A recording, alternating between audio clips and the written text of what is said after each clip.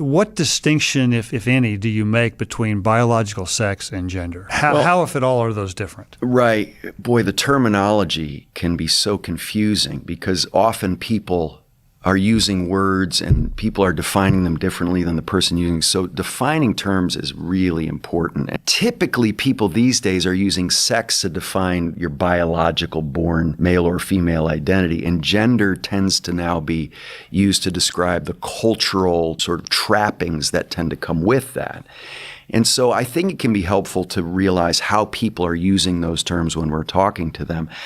I don't ultimately find it helpful to make that kind of distinction because I think it can cause confusion, as if there is what you're born and then sort of what you decide then, irrelevant of how you're born. And Nancy Pearcey's book, Love Thy Body, is so helpful here that more and more people are viewing the body as almost this irrelevant thing instead of a tremendous gift from God that shows us who we are as male and female.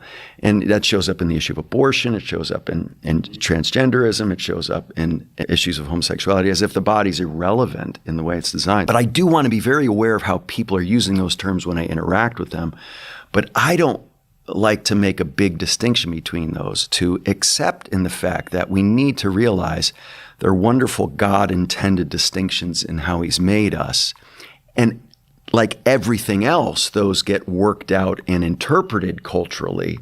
But that's true of everything in life. Everything is in a cultural context.